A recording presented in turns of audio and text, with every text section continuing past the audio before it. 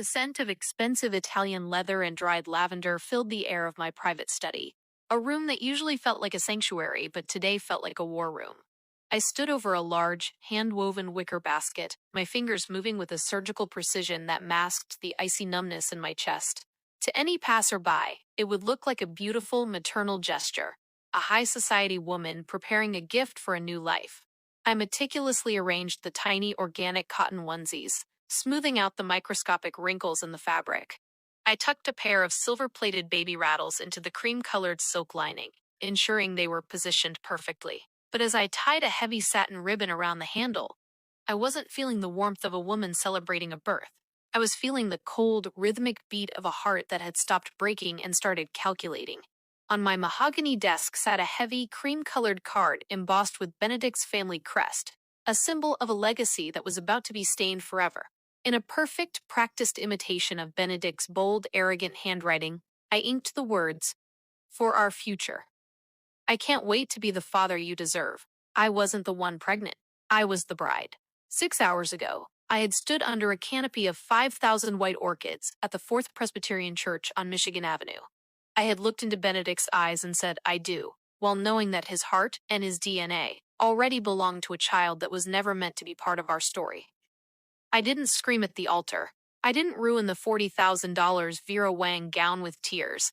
I played the role of the blissful, high society wife to perfection, waiting for the Chicago sun to set so I could deliver the final blow. As I tightened the bow on the basket, I realized that true revenge isn't a loud explosion. It's a silent, beautifully wrapped gift that destroys everything you thought was real. Benedict and I weren't just a couple. We were a brand. In the elite circles of the Chicago Gold Coast, we were the gold standard. He was a high-profile defense attorney, the kind of man who could charm a jury into believing the sky was neon green. He was tall, with a jawline that looked like it was chiseled from the very marble that lined our penthouse floors. I was the head curator for the city's most prestigious contemporary art gallery, a woman who spent her days deciding what was beautiful and what was trash. Our courtship had been a masterclass in romance. Benedict didn't just buy me flowers. He sent rare first-edition poetry books to my office with notes hidden on page 11.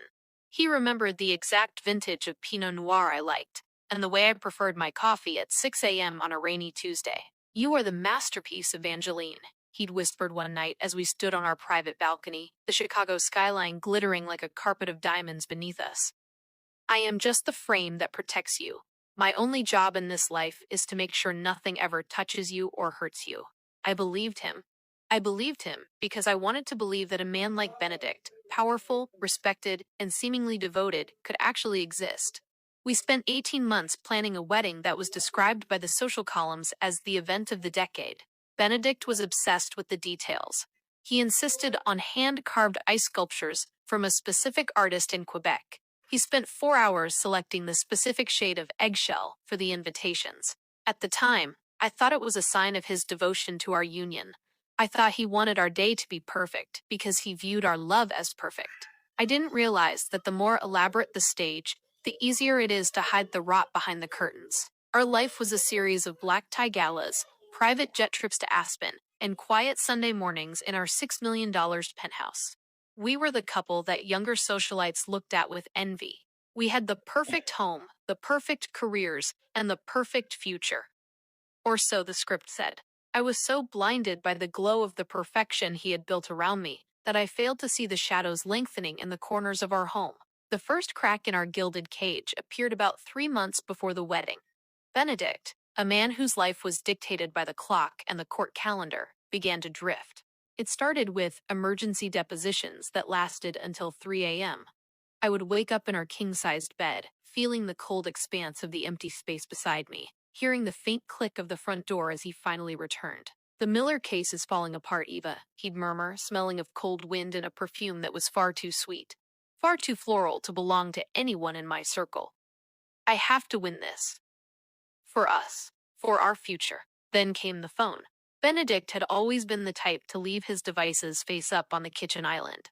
Suddenly, a privacy shield appeared on his screen.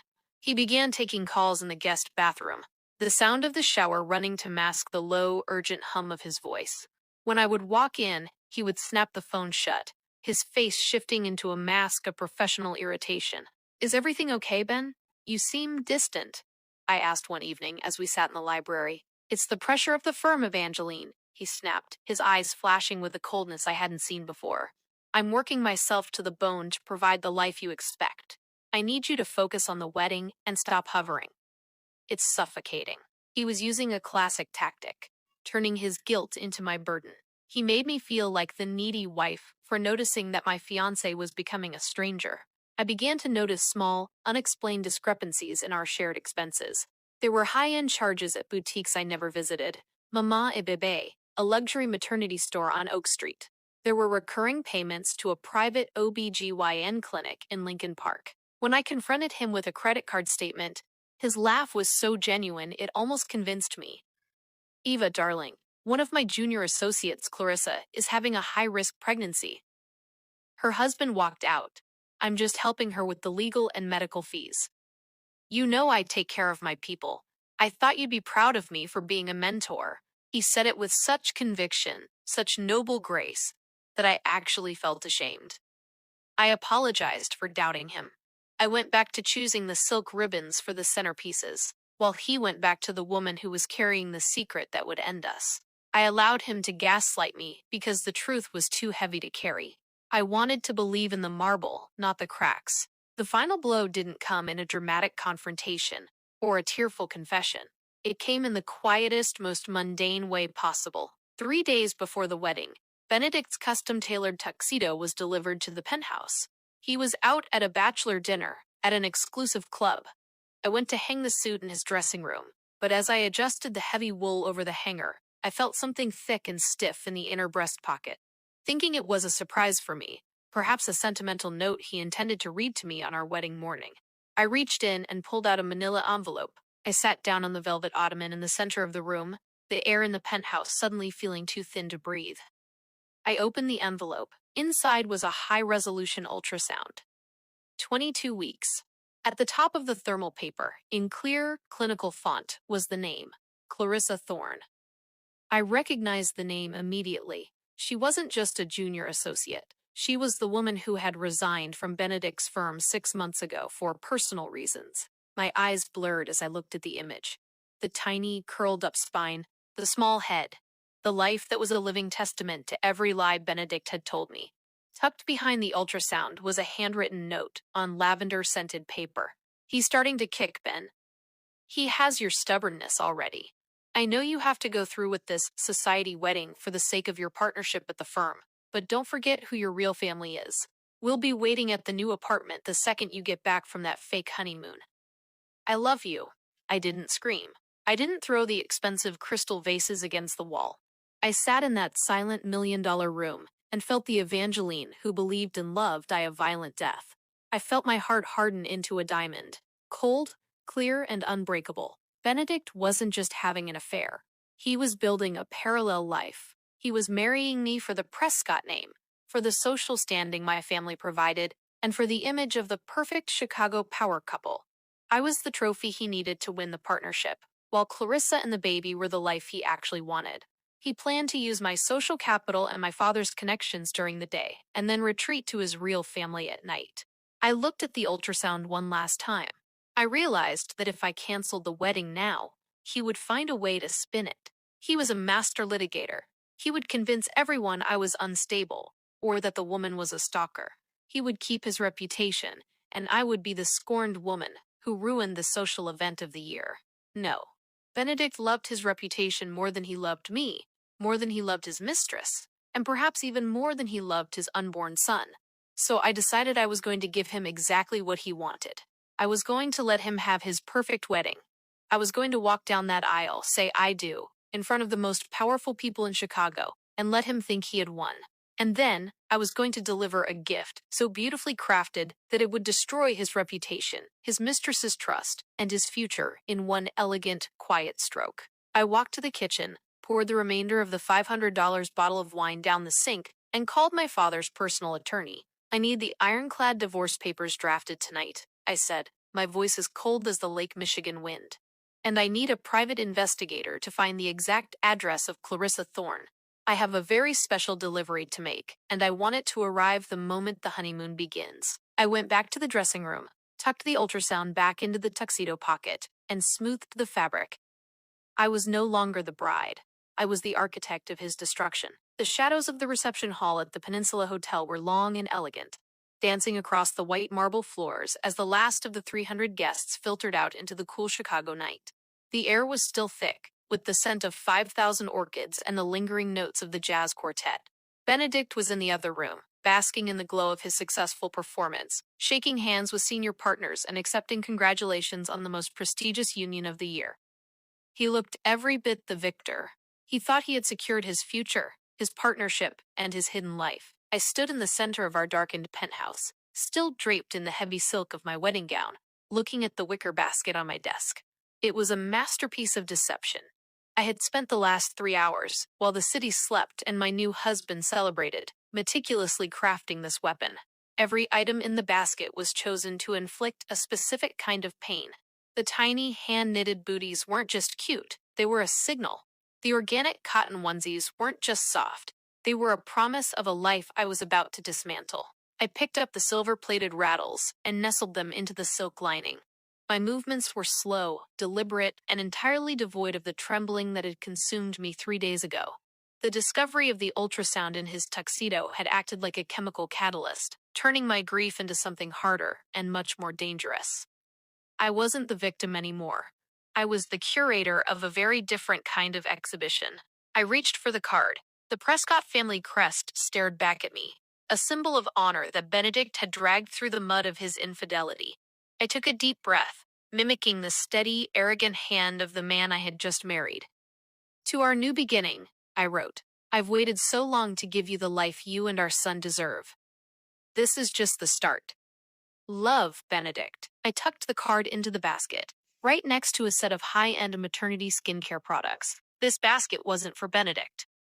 It was for Clarissa Thorne, and the genius of it wasn't just the contents, it was the timing.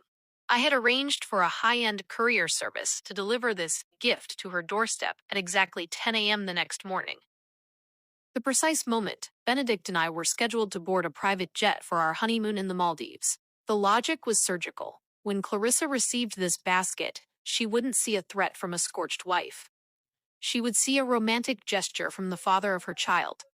She would see Benedict choosing her publicly, or so she would think. She would see a man who had just married another woman, but was already sending gifts to his real family. And when she inevitably called him to thank him, or posted it on her social media to mark her territory, the explosion would be internal. It would sow a seed of doubt and entitlement in her that Benedict would never be able to manage. I sat down at the vanity and began the slow process of removing my bridal jewelry. Each diamond felt like a shackle being released. I looked at my reflection, the woman the world saw as Mrs. Benedict Vance, and I didn't recognize her. I saw a woman who had realized that loyalty to a liar is just a slow form of suicide. By 3 a.m., the penthouse was silent. Benedict stumbled in, smelling of bourbon and victory. He didn't even notice the basket on my desk. He didn't notice the coldness in my eyes. He was too busy talking about the merger he had discussed with my father at the reception. We did it, Eva, he slurred, tossing his tuxedo jacket, the one that had held the ultrasound, onto the chair. The Prescott name and my legal standing. We're going to be the most powerful couple in this city. You looked perfect today. Exactly what the partners needed to see. I'm glad I could provide the right image, Benedict, I said, my voice as flat as the Chicago horizon. Go to sleep, darling, he said, already drifting off. We have a long flight tomorrow. The Maldives is going to be spectacular. I didn't sleep. I sat by the window and watched the sun rise over Lake Michigan, the orange light bleeding into the blue water. At 8 a.m., while Benedict was in the shower, I made my final moves. I didn't take a suitcase. I didn't need the designer clothes he had bought me. I took a small leather folder containing the divorce papers I had pre-signed, my passport, and a flash drive containing the digital evidence of his financial discrepancies. I walked out of the penthouse at 9 a.m., leaving my wedding ring on the marble kitchen island, right next to a copy of the ultrasound I had found. By 10 a.m., I was sitting in a nondescript SUV, watching the entrance of Clarissa Thorne's apartment building from a distance. The courier arrived right on time. I watched him carry the wicker basket inside. My heart didn't race. It calmed. The delivery was made. The fuse was lit. I checked my phone. I had a single notification from a private investigator I had hired to monitor Benedict's secret accounts. A large sum of money had just been moved to pay for a long-term lease in Clarissa's name.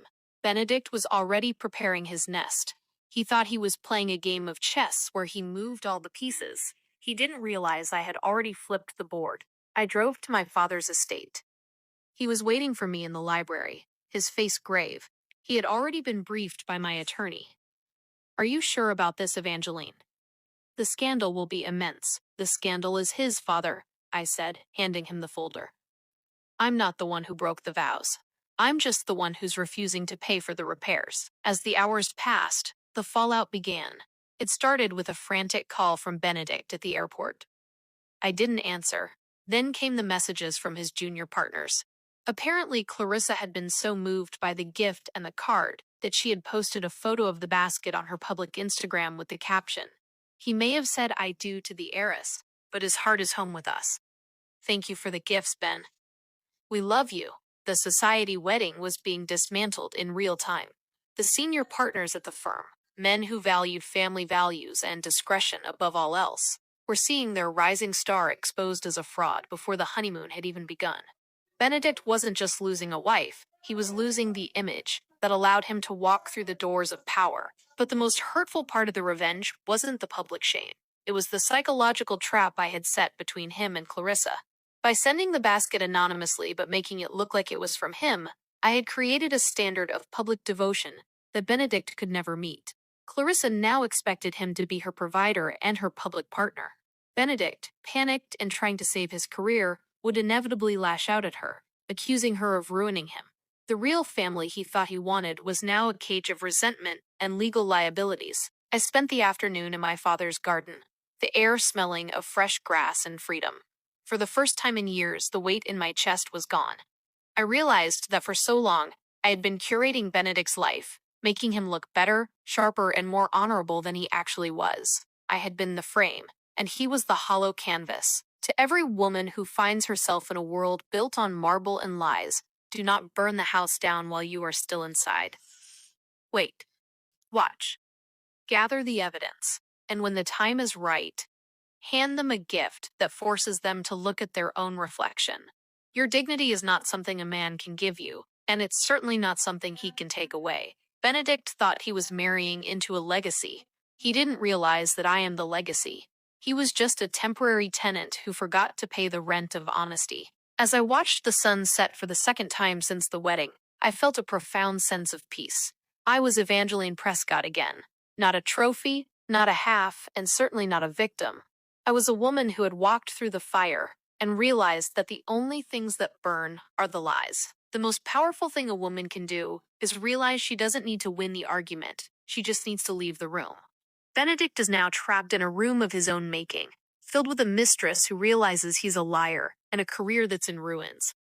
And I am just beginning to see how beautiful the world looks when you aren't looking at it through someone else's eyes. Would you have the patience to stay through the wedding ceremony just to ensure your exit was absolute? Or would you have walked away the moment you found the ultrasound? Is it better to let a liar think they've won before you take it all away? Or is a quiet exit always the higher ground? Let me know your thoughts in the comments below.